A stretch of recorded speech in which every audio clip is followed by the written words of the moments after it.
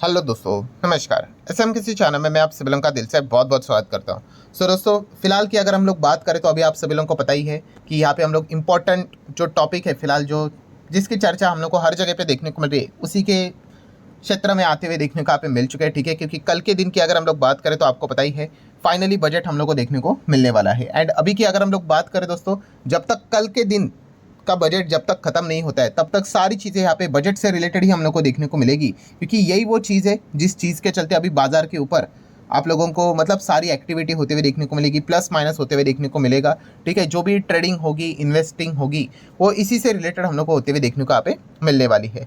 So definitely दोस्तों, आप सभी लोगों को अभी पता ही है कि मार्केट अभी भी ठीक है, आज के दिन ये तो 20 पॉइंट डाउन है, कोई बड़ी बात नहीं है।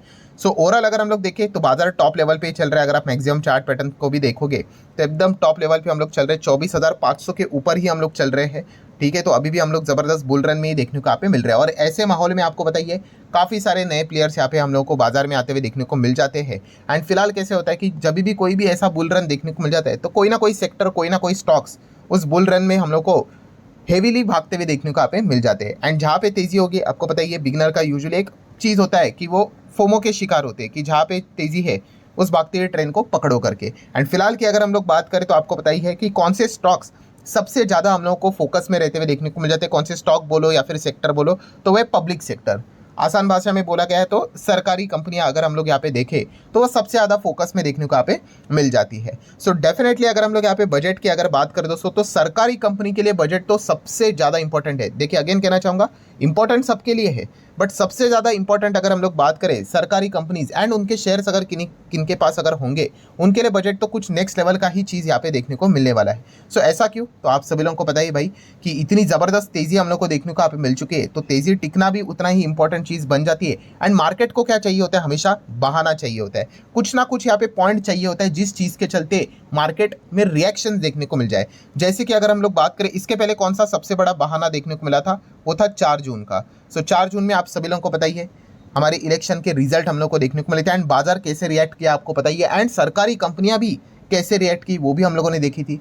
ठीक है, सो वैसे अगर कोई फिक्स बहाने की अगर मैं बात करूं तो वो कल के दिन हम लोग को देखने को यहाँ पे मिलने वाला है। वरना ऐसे रैंडमली तो बहुत सारी खबरें आती रहती है, ये हुआ वो हुआ करके, बट अगर हम लोग यहाँ पे देखा गया कि एक कोई इवेंट फिक्स है करके, जैसे कि कल के दिन की बात करें तो बजट एक फिक्स इवेंट है, तो इस चीज़ के बहाने के चलते कल के दिन हम लोग को बड़ा रिएक्शन इन सरकारी कंपनीज में देखने को यहाँ पे मिल सकता है। अभी काफ़ी लोग कमेंट सेक्शन में ये चीज़ें पूछते भी है, सर क्या कल सरकारी कंपनियां क्या यहाँ पे तेज होगी या फिर गिरेगी करके। तो एकदम कॉमन सेंस वाली बात है दोस्तों कि यहाँ पे सरकार करती क्या है, बजट में अनाउंसमेंट क्या होता है, वही तो सबसे इंपॉर्टेंट चीज़ है।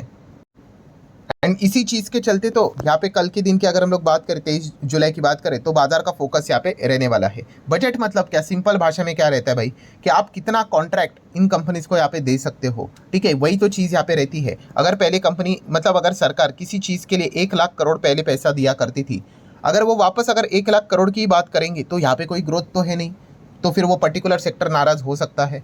ठीक है, बट अगर सरकार कहती कि नहीं वो 1 लाख करोड़ हम लोग उस सेक्टर को देते थे, अभी उसके लिए अलोकेशन हम लोग बढ़ाकर 1.5 लाख करोड़ कर रहे करके, सो डेफिनेटली वो क्षेत्र में वो जो कंपनियां हैं, सेक्टर में जो कंपनी है वो रॉकेट जरूर बनेगी। तो ये पूरा इफ बट का खेल होता है। ठीक है, और ये कोई ज्योतिषी वाली बात नहीं है। काफ़ी लोगों को ऐसा लगता है मार्केट मतलब ज्योतिषी वाला खेल है कि कौन पहले ऐसा ही बता देगा करके, तो ऐसा नहीं है। आपको एक सेंसिबल वो एक प्रिडिक्शन करना यहाँ पे आना चाहिए और चीज़ों को समझ में यहाँ पे आना चाहिए। तो इसी से रिलेटेड जो सवाल है और उसके जो जवाब है वो कल हम लोग को मिलते हुए देखने को मिलने वाले हैं।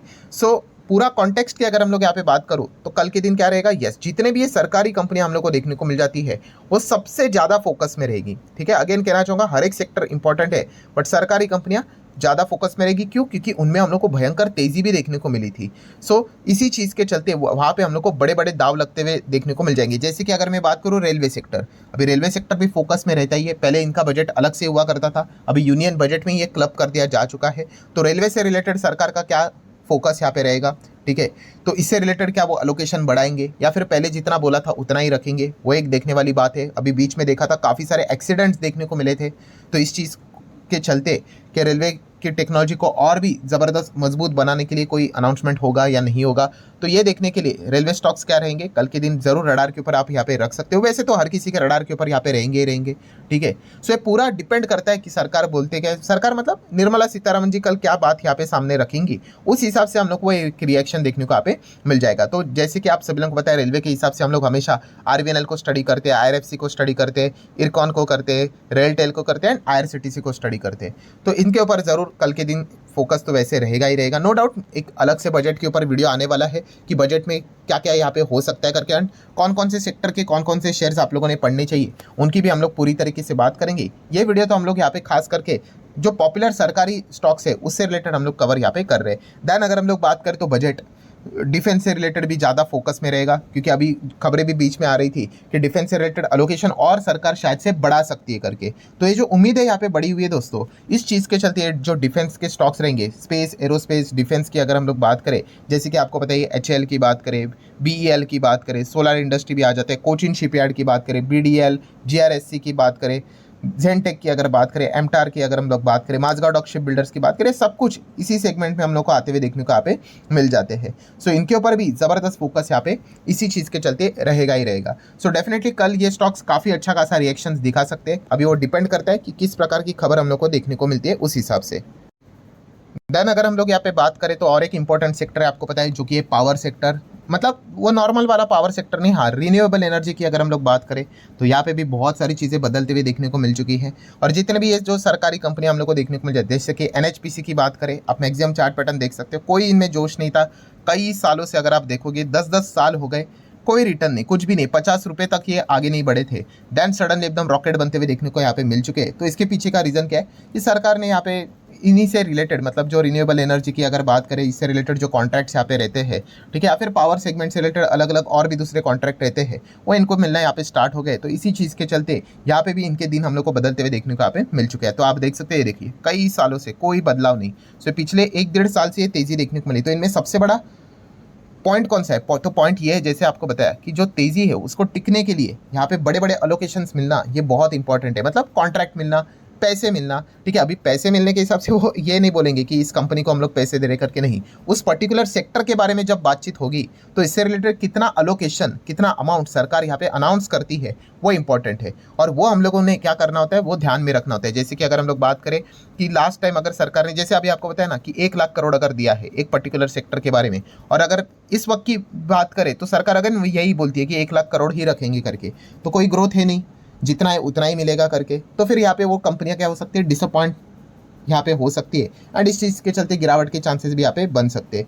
तो ये सारी बातें हम लोग को उस हिसाब से यहाँ पे देखनी पड़ती है। इसीलिए अगर देखा गया तो कल के दिन के हिसाब से पूरा बाजार इंपॉर्टेंट यहाँ पे रहेगा, बट सरकारी कंपनी सबसे ज़्यादा हम लोग को फोकस में रहती हुई देखने को यहाँ पे मिलने वाली, बिकॉज उनका पूरा जो रिमोट कंट्रोल का जो बटन है वो सरकार के ही कंट्रोल में यहाँ पे रहने वाला है। प्लस उसी के साथ साथ रिन्यूएबल एनर्जी से रिलेटेड अगर कोई वो बात सामने रखेंगे तो इससे रिलेटेड इरेडा जैसी कंपनी भी फोकस में आ ही जाएगी, क्योंकि इनका भी पूरा जो मतलब रोजी रोटी जो चलती है वो इसी के ऊपर तो चलती है कि जो बिजनेसेस है उनको रिन्यूएबल एनर्जी से रिलेटेड सरकार की ओर से कितने कॉन्ट्रैक्ट मिलते हैं। जितना कॉन्ट्रैक्ट मिलेगा तो इन कंपनीज के भी कॉल किसको लगेंगे, इरेडा को लगेंगे कि भाई हमें फाइनेंस चाहिए करके। तो ये सारी चीज़ें इंटरलिंक रहती है, ठीक है। तो अगर एक को दिक्कत होगी तो बाकी के आगे के जितने भी चेन है उसको भी हम लोग को दिक्कत होती हुई देखने को यहाँ पे मिल जाएगी। सो इसी चीज़ के चलते इरेडा की अगर हम लोग बात करें, या फिर जो भी फाइनेंस करते हैं, REC की बात करें, PFC की बात करें, ये सभी के सभी स्टॉक्स यहाँ पे ज़्यादा फोकस में रहते हुए देखने को मिलने वाले। SGVN की अगर हम लोग बात करें, रिसेंटली आप सभी लोगों को पता ही है नेपाल में इन्होंने कॉन्ट्रैक्ट यहाँ पे किया था स्पेशल पर्पस व्हीकल के लिए, तो इससे रिलेटेड फाइनेंस भी इरेडा ही हम लोग को करते हुए देखने को मिल रही है। तो ये सारी स्टॉक्स की अगर हम लोग बात करें तो कल फोकस में यहाँ पे रहने वाला है।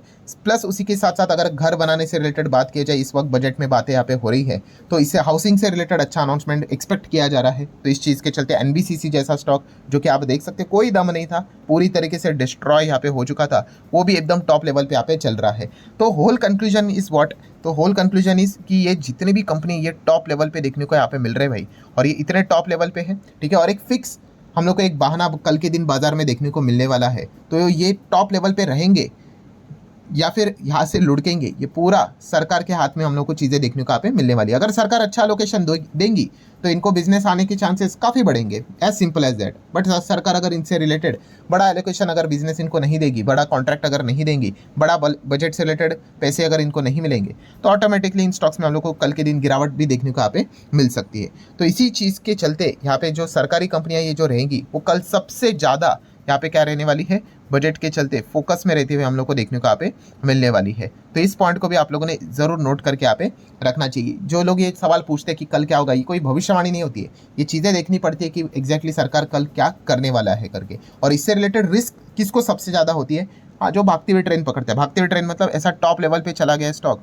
और जिन्होंने अभी अभी खरीद के रखा हुआ है, तो वो सबसे ज़्यादा वल्नरेबल पोजीशन में रहते हैं। अगर किसी ने यहाँ पे खरीदा होगा, ठीक है, वहाँ से अगर स्टॉक गिर भी गया, स्टिल वो एक नेट रिटर्न में होता है। हाँ, उसके रिटर्न्स कम हो जाते हैं। मान लो अगर वो 60% के फायदे में बैठा हुआ है, ठीक है, वो 30% तक आ सकता है, 40% तक आ सकता है, 50% तक आ सकता है, उसका 10% उड़ सकता है, 15 उड़ सकता है, 20 उड़ सकता है। बट जो भागते हुए ट्रेन पकड़ता है, जो टॉप लेवल पे होता है, वो माइनस में ही चला जाता है, -5, 10, 15, 20। तो वो सबसे ज़्यादा हम लोग को डेंजरस पोजीशन पे देखने को यहाँ पे मिल जाते हैं। इससे काफ़ी सारे रिटेल इन्वेस्टर भी हम लोग को देखने को यहाँ पे मिल रहे हैं। तो ठीक है, कल देख लेंगे कल एग्जैक्टली क्या होता है करके। तो एक इंपॉर्टेंट पॉइंट था वो मैंने आप लोगों के सामने यहाँ पे रखा हुआ है। सो आशा करता हूँ वीडियो हेल्पफुल लगा होगा। तो चाहो तो आप लाइक एंड शेयर कर सकते हो। मिलते हैं नेक्स्ट वीडियो में, तब तक के लिए बाय बाय।